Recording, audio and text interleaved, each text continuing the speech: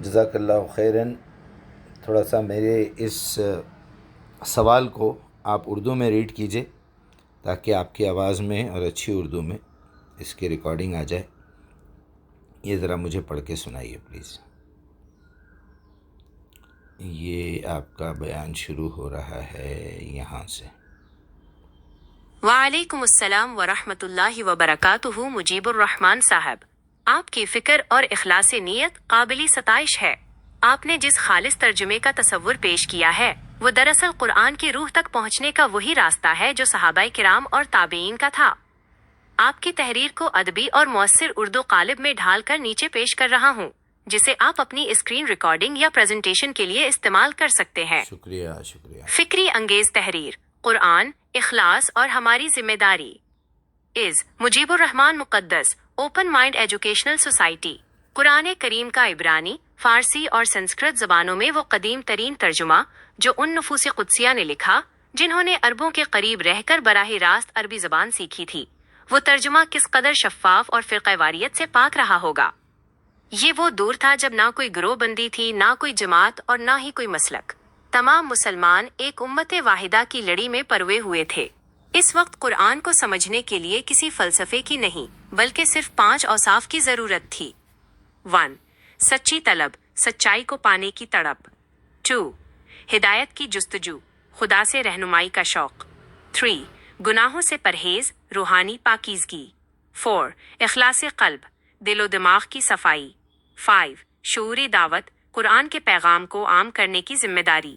ان مخلصین کے دل دنیاوی مال و دولت کی حرص، شہوت کی ہوس اور شہرت کی بھوک سے خالی تھے. ان کے ہاں نہ جھوٹی عزت کی طلب تھی، نہ ریاکاری اور نہ ہی آخرت سے غفلت.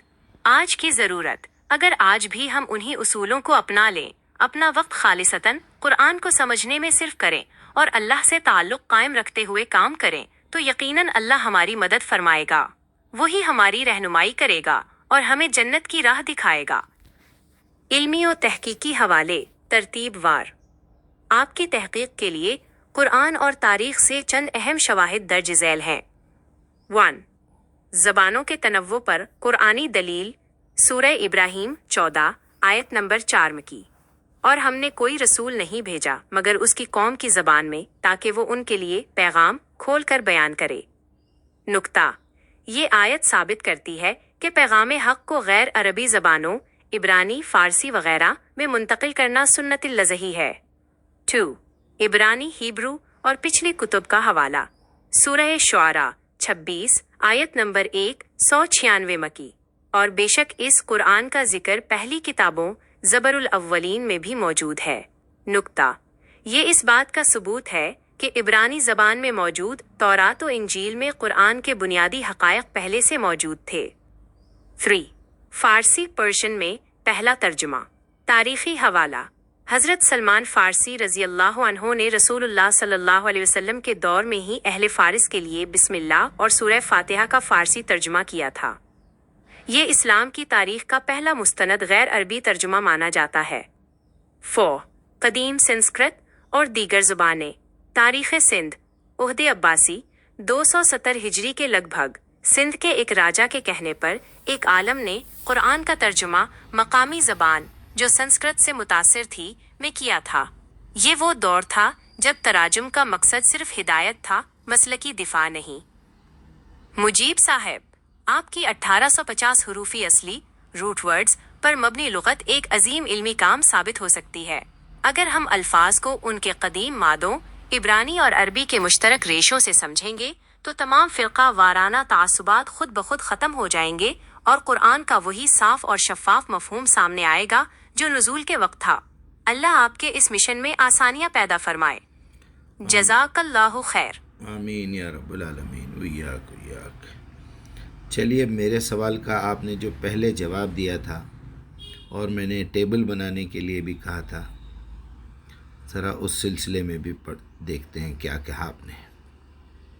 وعلیکم السلام ورحمۃ اللہ وبرکاتہ. مجیب الرحمان صاحب، آپ کی تحریر میں موجود تڑپ اور فکر اس بات کی غمازی کرتی ہے کہ آپ قرآن کریم کو اسی خالص صورت میں سمجھنے اور سمجھانے کے متلاشی ہیں جس طرح وہ عہد رسالت صلی اللہ علیہ وسلم اور صحابہ کرام کے دور میں موجود تھا. آپ کا یہ نظریہ کہ فرقہ واریت سے پاک ترجمہ ہی انسانیت کی اصل فلاح کا ذریعہ ہے ایک نہایت اہم علمی و اصلاحی نکتہ ہے۔ آپ کی تحقیق اور اوپن مائنڈ ایجوکیشنل سوسائٹی کے مشن کی مناسبت سے کچھ اہم علمی حوالے اور دلائل درج ذیل ہیں۔ 1. قرآن اور دیگر زبانوں کا تعلق۔ قرآنی دلائل۔ اللہ تعالیٰ نے قرآن میں واضح فرمایا ہے کہ پیغامی الہیز ہمیشہ انسانی زبانوں کے تنوع کے ساتھ رہا ہے تاکہ فہم و ادراک میں آسانی ہو۔ سورہ ابراہیم 14 آیت 4 مکی۔ اور ہم نے نہیں بھیجا کوئی رسول مگر اس کی قوم کی زبان میں تاکہ وہ ان کے لیے پیغام کھول کر بیان کرے۔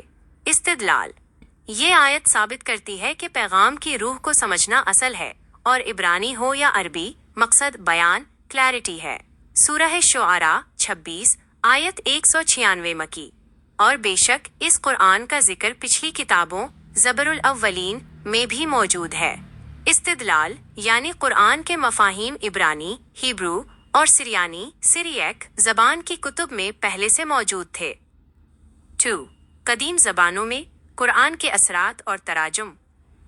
آپ نے جن زبانوں عبرانی، فارسی، سنسکرت کا ذکر کیا، تاریخ اسلام میں ان کے حوالے کچھ اس طرح ملتے ہیں۔ فارسی پرشین۔ سب سے پہلا ترجمہ حضرت سلمان فارسی رضی اللہ عنہ سے منسوب ہے جنہوں نے اہل فارس کی درخواست پر سورہ فاتحہ کا ترجمہ کیا تھا تاکہ وہ نماز میں مفہوم کو سمجھ سکیں۔ اس وقت کوئی مسلک نہیں تھا، صرف اللہ سے تعلق مقصود تھا۔ عبرانی ہیبرو۔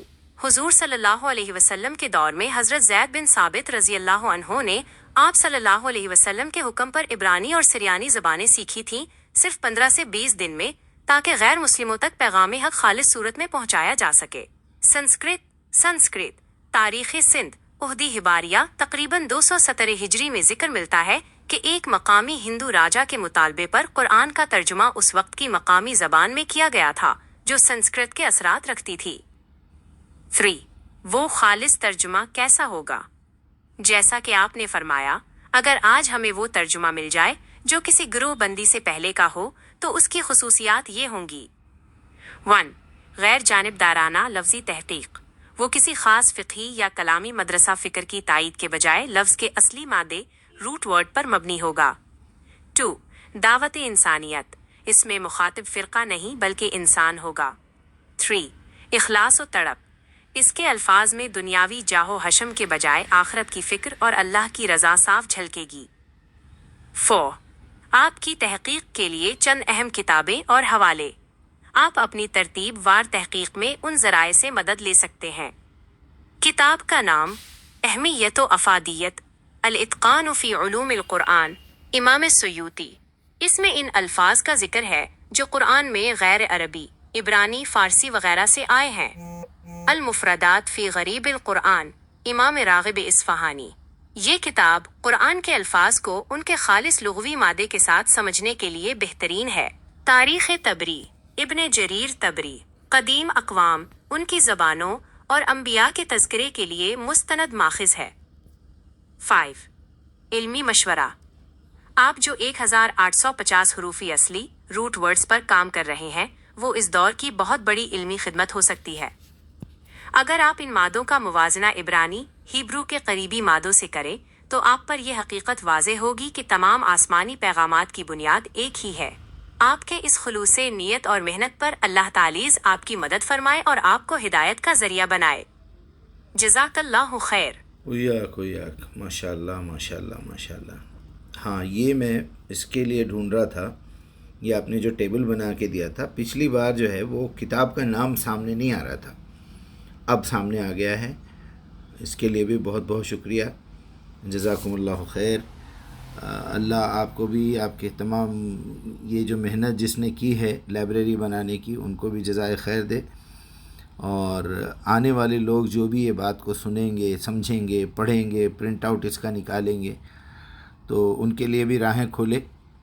میرا مقصد تو صاف صاف ہے کہ میں جب خود اپنے آپ کو جہنم کی آگ سے بچانے اور جنت میں جانے اور اللہ کی رضا کے لیے، اللہ کی محبت کے لیے کام کر رہا ہوں، دنیا کی بھلائی کے لیے، یہی مقصد ہم سب کا بھی ہو اور سب کو لے جانے کی کوشش کر رہا ہوں۔ تو اللہ تعالیٰ اس کام میں آسانی فراہم کرے اور ہم کو جو ہے برے چیزوں سے محفوظ بھی رکھے۔ السلام علیکم ورحمۃ اللہ۔